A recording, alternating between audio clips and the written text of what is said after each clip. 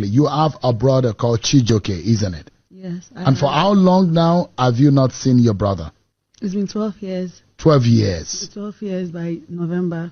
So guys, the atrocities being committed by the Nigerian police is unbelievable. You need to watch this video to see what this lady has come out to reveal, how his brother went missing in the hands of the police. You need to see what is happening in this country. These are the same police that cannot trace these kidnappers in the bushes. But guess what? They treat Nigerian citizens as if they don't have any right to live. Honestly, you need to watch this video to see what is happening in this country. This is why many people, cannot trust the police. We have seen how people, prefer to go to people like the very dark man to report their issues so that it will be brought up on the social media than going to the police, because you cannot be trusted. Especially in the southeast, where young men have been seen to be spied by this police. I mean, somebody tweeted recently and said, under Hope Uzodinma Buhari's regime, about 5,000 IPOB members were, spied and 5,000 were imprisoned. You see how they would just kidnap a young boy and the person might end up never to come back again. I'm just going to allow you to take a look at this video so that you understand what is happening in places like the southeast. Take a look.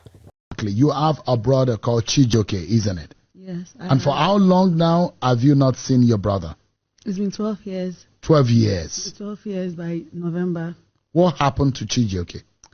Chijoke was arrested by the police in Anambra State, and when we got the call that they were, because it wasn't just him, they had gone for a child dedication ceremony, and so when we got the call that he was arrested, my mom went to the station at Ajali police station in Anambra State to effect his bail. When she got there, they told her that she can't effect bail because she was a woman, and so it was, she just can't pay for his bail or get him released. So she had to call my uncle because my dad was already angry that Chijoke slept out that night. So how old was he 12 years ago? 20 years. He was 20 years old at the time. Yes. So he was arrested by the police and he was detained by the police. Yes. So my mom called my uncle to come help her bail my brother out. While my uncle was on the way, the police station in Ajali said they got a call from Okuzu SARS in Anambra to send everybody that is in their custody. So the boys, all of them were transferred to Okuzu SARS. So my mom called my dad and said, this is not something that I can do on my own. It's now involving SARS. Okuzu SARS has called for their transfer. So my dad rushed to the station, to the Okuzu SARS. What day of the week was this? This was on a Friday. On a Friday. Yes. So what day did they transfer them? It was on Friday that they were transferred. They transferred on the same day? They were arrested on Thursday and then transferred on a Friday. So he slept over on Thursday, the night on to Friday, yes. And they were transferred to SARS. Yes. He was detained in a normal police cell, yes, but transferred to SARS custody. Yes. So when still in Oka? No. Ajali is a town in Anambra, and Okuzu is another town in Anambra. How long? What's the distance between these two towns? It's quite a distance, maybe like an hour. Okay. So they were transferred. So my dad, from Oka to Okuzu is quite close. So my dad just went to Okuzu to meet with them to know what is happening. My mom drove there to meet him. When they got in, they met the officer in charge, the OC of SARS, that is James Wanfo. And he denied having anybody being sent to the station or having any people being transferred to the station. So he told my parents that they can go, but they can come any other time and see if the boy was there. But like at this moment that the boys were not there. My mom assured him that she was told by the police in Ajali that they're transferring these boys to your station. And so she was quite sure. How many were there? There were 4 boys that were arrested. That were arrested. So, for what offense was your brother arrested for? So the Ajali police station told my mom that they were arrested for making noise. They had been playing loud music in a compound where they were doing the child dedication. So somebody had reported the noise of the young boys and they were arrested. That was the answer we got from Ajali police station. Then they were sent to Okuzu, which was a shock to everybody. Like, why are they moving them? But it was a normal thing to do in Anambra State as at then, I would want you to know. Between the time of 2010 to 2014 in Anambra State, it's normal for anybody to be taken to Okuzu SARS for any reason. But it's also very important to know that when your loved one is at Okuzu SARS, you can't sleep. because Why? the chances of the person returning alive is quite low, very, very low. Okuzu SARS was known for killing young people in Anambra State, and this is something that is easily verifiable. When the panel of inquiry was set up in Anambra State after the NSAS was violently shut down, they had over 100 cases at the panel, all of them pointing at what happened between 2010 and 2014 in Anambra State, all pointing at James Swanford, who was the officer in charge in Okuzu SARS. All of them pointing at people losing their loved ones, never being charged to court for any reason. These people never had an opportunity to defend themselves of any crime, just arrested by Okuzu SARS and killed. So my parents went there when they were told that the boy was This was not a Saturday. there. Yeah.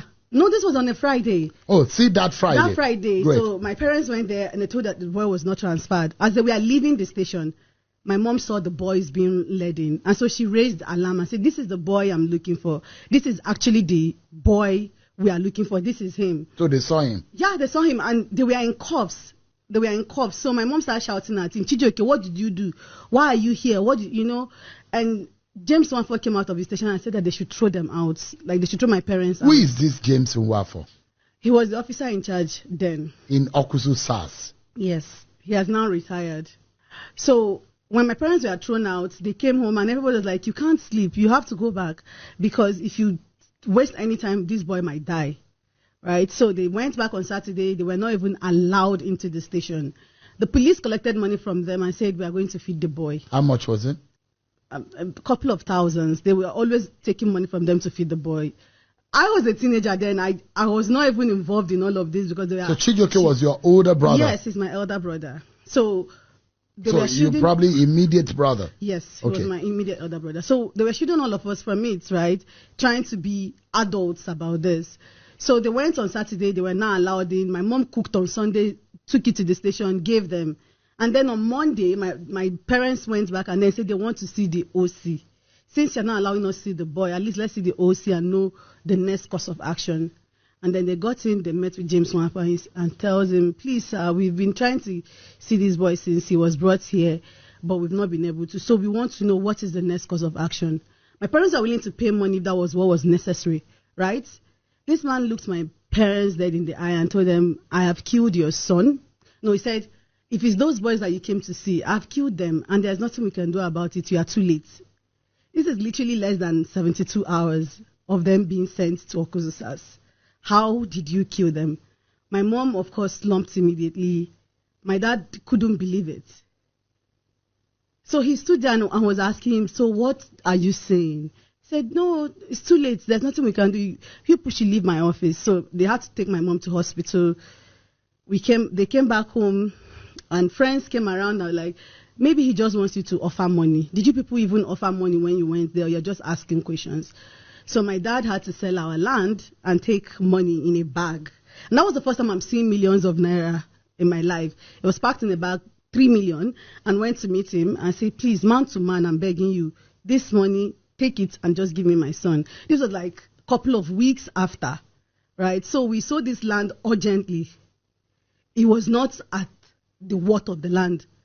And this man said, this money is too small. It's too small, but even if it was enough, I said that the boy is dead and there's nothing we can do about it, and stop disturbing me. Right? And so my dad came back a broken man and we started going through human rights organizations, lawyers. Lawyers will take money from you and say they are going to take the case to court, and then they get threatened and they say they can't take the case to court anymore. They are scared of this man. He was a terror. So this continued until my parents were like, okay, so let's leave everything to God. In 2013, January 2013, we got information that there were dead bodies in the Ezu River in Anambra State, that there were dead bodies were dumped by the police. Right? My parents went there. All of us did. But because women can't go into the river, we were up. My daddy went into that river and was turning those dead bodies one by one to find my brother. And he was not part of them. So we all had hope that he's alive and maybe this man is just lying. But it continued year in, year out. We kept on trying to get him, trying all our best, reaching out to everybody that we know, all the contacts that they had then. Nothing came out of it up until now. And that was why when I finished school and I came to Abuja for my NYSC, in 2019, I started to speak out about it. Because for a long time, everybody in Anambra told us, you can't talk about this. You can't say it publicly. He will track you to your house. He will kill you.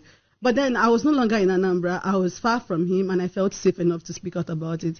So in 2019, I made the tweet about it. And then I saw him on Twitter as James Malfoy. So I quoted his tweet, and I called him out. I said, you are not good enough, a police officer, to be asking people to join the police force. So I detailed what had happened to my brother and everything, and he replied, funny enough, they said, oh, those boys were arrested for armed robbery, and that there was exchange of fire, and my brother died. How is there exchange of fire when my parents saw him alive in your custody?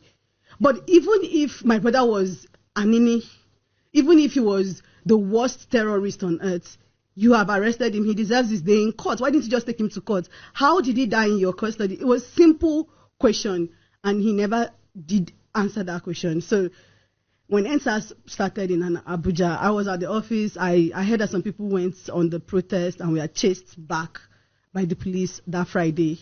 And I started to join the protest. So I joined and led the protest in Abuja up until the time it was quelled in Lagos, and all of us were scared for our lives. And I had to go back to Anambra State for the judicial panel. And that was it. I went to the judicial panel. That's a whole new problem on its own. My lawyer came from Abuja, Abdul Mahmoud. He was my lawyer then. He came from Abuja to Anambra. We went to the panel. And the police then says, okay, so yes, the police legal rep, his name is Innocent Obi. He says, yes, the boy was arrested. The boys were arrested. And then they were interrogated. And they confessed to being armed robbers. And in January 2013, which is a different story from what James Malfoy says, right? In January 2013, they took them to their hideouts. And when they got to their hideouts, their colleagues opened fire on the police, and my brother was shot. And he was taken to Nnamdi Kanu University Teaching Hospital, Newi, and he died there. So my lawyer asked for the doctor to come and confirm if this is true. The doctor did not come. Okay, so if the boy is dead, where is the body? The least you can do is to release the body to the family. Nothing like that has happened. Nobody gave us an answer to that. I was hopeful at that panel that after the panel has sat, they would then release their findings to the public and maybe make a recommendation. Anything. I wanted justice. I was really quite hopeful. Everybody in my family was like, okay, this is the time that we might get justice for it. Unfortunately, that didn't happen. The NSAS panel, Judicial Panel of Inquiry in Anambra State, never released their findings. They never made it public. It was submitted to the governor, of course, and nothing came. No white paper was released. Nothing was said about it. And it just felt like everybody moved on, right? And this has been the path. We would have hope that something will happen, and then nothing happens. Last year, I started to do a one-person protest in Abuja myself because I was quite scared for people joining the protest. It was in July, which was ideally Chijoke's birthday. I was scared of doing the protest with people because a new government was just inaugurated. I don't know how they would react to a full-blown protest. I did a 10-day one-person protest in Abuja, and it led to my rep, Obi Orobu, taking my petition, finally paying attention to me, of course, and taking my petition to the Public Petition Committee of the House of Representatives. In December last year, I was called to the committee. I went. The police did not come the first day. They came the second time of the hearing. They said that they did not have enough information. Bear in mind that between 2019, when I took over advocacy for my brother, to 2024, I've sent over 20 petitions. I got to a point where I was a lawyer writing petitions every other day. The police acknowledged receiving my petition via email. I sent them an email. On Twitter, the PRO acknowledged seeing my petition. They accepted that they saw it, but then at the panel, they said they didn't see my petition at all. They never got it even from the panel because I submitted at the panel too. So they were issued a new one. the next time the hearing came on, they also said that they don't have enough information to give any answer to my issue, to my case. And so the panel mandated them to send the IG, because this case has been on for so long. They want the IG to come and give an answer to this issue. And that was how the police stopped coming to the panel. I went, the last hearing was in April. The panel told me that they would get back to me on a new date. They have not given me a new date. The police never came to the panel. They never gave answers to this issue. And the body of Chijioke has not been found at all up till today. How much did you miss Chijioke? Sharon, like, I am literally controlling myself to not cry. I love my brother to death. And that was why when everybody has moved on, I keep on pushing for it. That's why I did the protest, the one-person protest. It wasn't because it was fun. It wasn't easy, Sharon. I was under the sun and rain. It was in July. And you know Abuja's sun and rain and how it comes. I was under that sun with my placard. And people were passing me in front of National Assembly, looking at me with pity eyes, and yet I still have not gotten justice. That's how far I can go for him. That's how much I love him. But police no go fit arrest bandits, kidnappers, and criminals when they disturb this country. In fact, the biggest kidnappers and bandits for this country, they're the National Assembly, they're the Judiciary, the ones where they turn justice upside down, the one where they talk lie when they're supposed to talk true. Let them be bandits and kidnappers for this country, because they don't kidnap our commonwealth, they don't kidnap our economy, they don't kidnap oil and gas. They want to make Nigerians be slaves, so that when 2027 come, they go buy our votes with 10,000 naira. But that time no go reach before Nigerians go rise up. Yes, sir. Anywhere Nigerians dey na dey fear. Wake up, throw away your fear. Whether you fear or you no fear, hunger go still beat you. Yes, sir. Whether you fear or you no fear, your telecommunication tariff go still dey high. Yes, sir. Whether you fear or you no fear, your NEPA bill go still dey high. True. So why you dey fear? The people who dey fear, they no reach 1% of Nigeria population. Their power na our armed forces, who they know they pay salary, better salary. The reason why our armed forces they obey them now because the masses never rise. If the masses rise up and overcome the political class, the armed forces they no go get choice that will join us. Because themselves they suffer. Now their own bad pass.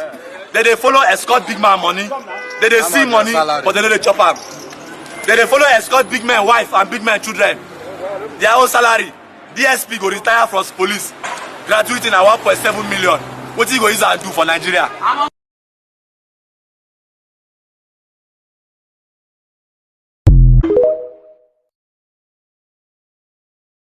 But police no go fit arrest bandits, kidnappers, and criminals when they disturb this country.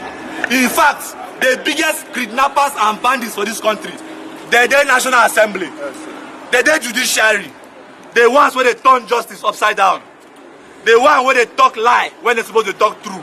Let them be bandits and kidnappers for this country, because they don't kidnap our commonwealth, they don't kidnap our economy, they don't kidnap oil and gas.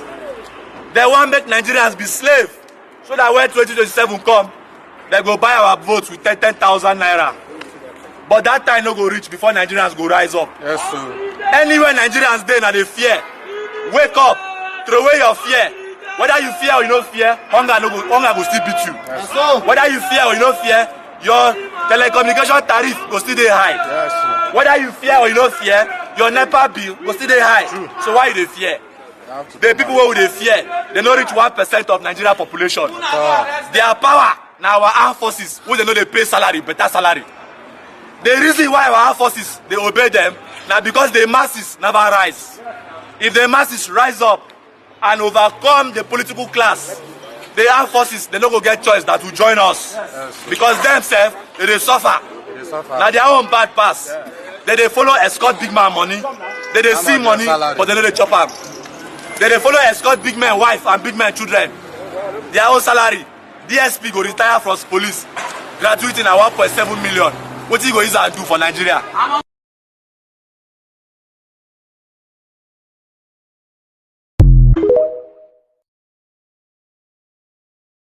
But police no go fit arrest bandits, kidnappers, and criminals when they disturb this country. In fact, The biggest kidnappers and bandits for this country, they're the National Assembly, they're the Judiciary, the ones where they turn justice upside down, the one where they talk lie when they're supposed to talk true. Let them be bandits and kidnappers for this country. Because they don't kidnap our commonwealth. They don't kidnap our economy. They don't kidnap oil and gas. They want to make Nigerians be slaves. So that when 2027 come, they go buy our votes with 10,000 naira. But that time no go reach before Nigerians go rise up. Yes, sir. Anywhere Nigerians dey na they fear. Wake up. Throw away your fear. Whether you fear or you don't fear, hunger go still beat you. Yes, sir. Whether you fear or you don't fear, your telecommunication tariff go still dey high. Yes, sir. Whether you fear or you don't fear, your NEPA bill go still dey high. True. So why you dey fear? The people who dey fear, they no reach 1% of Nigeria population. Their power na our armed forces, who they know they pay salary, better salary. The reason why our armed forces they obey them now because the masses never rise. If the masses rise up and overcome the political class, the armed forces they no go get choice that will join us.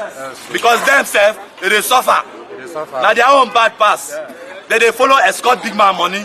They see money, but they know they chop up. They follow escort big man wife and big man children. Their own salary. DSP go retire from police. Gratuity na 1.7 million. What you go use and do for Nigeria? So guys, you've heard the pathetic story of a guy that went missing for more than 10 years now. He went missing at the age of 20. It's not as if he was just a baby. He knew he was mature enough to, take up responsibilities. But how the Nigerian police arrested him, and it was from one police station to the other until they cannot even trace him today. And people have been linking all these things to, the organ harvesting. There was this allegation in Anambra State how they would just pick up men and will harvest the organ. Even the guy that made that revelation, I think he's still in jail. He's still in jail. And that is to tell you the kind of atrocities that happen today in Nigeria. Okay, recently somebody said, today in the news, there's this headline of bandits dressing like EFCC officials and going to kidnap people. So you can imagine what is happening in this country. Nothing is organized. If you're in the hands of the police, you are not safe. If you are also out there for yourself, you are equally not safe. And one keeps wondering, Shebi, they said that it is the responsibility of the government to protect citizens and also their properties. But guess what? The government has failed. So many lives. There was this video that trended yesterday on Twitter where human skulls were discovered in places like Ibadan. They had so many human parts that they've placed on sale. They already have their prices and all that. And you just keep wondering, are these not human beings? Are these not children of somebody? So you find out that, see, the government has failed its people. Nigeria now your security is in your hand. You just try to avoid going to places that are somehow, if you are traveling, you travel at the right time so that you save your life. Honestly, it's really so bad seeing the country going down this way. Anyway, let me know what you think about this in the comment section below. Please don't forget to subscribe to the channel, turn on the notification bell.